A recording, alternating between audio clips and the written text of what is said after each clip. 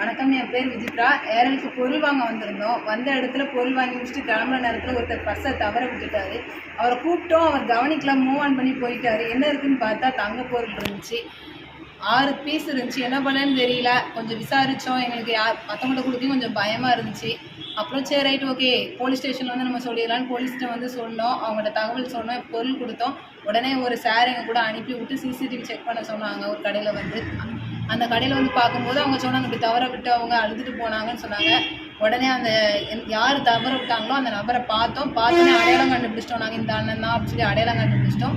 அப்புறம் உடனே அந்த ஓனர் நகைக்கடை ஓனர் வந்து ஸ்டேஷனில் வந்து மேடம்கிட்டருந்து பொருள் நல்லபடியாக வாங்கிட்டாங்க. யாராக இருந்தாலும் மிஸ் பண்ணிட்டாங்கன்னா ஒரு நிமிஷம் யாரும் கவனிக்காமல் போகாதீங்க, எடுத்துட்டும் போயிடாதீங்க. இது வந்து யாரும் பார்க்க மாட்டாங்க, இது நம்மள் தானே அப்படியே எடுத்துகிட்டு போயிடாதீங்க.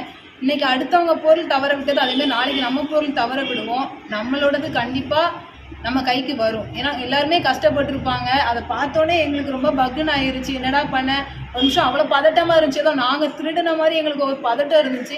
இருந்தாலும் போய் கொடுத்துட்டு ஒப்படைச்சிட்டு யார்கிட்ட கொடுக்காங்க கரெக்டாக சேஃபாக போயிட்டான்னு பார்த்துட்டு போயிடுவோன்னு கூடயே போய் போனோம். கரெக்டாக உரிய நபர்கிட்ட உடனே நடவடிக்கை எடுத்து கொடுத்தாங்க. ரொம்ப நன்றி மேம்.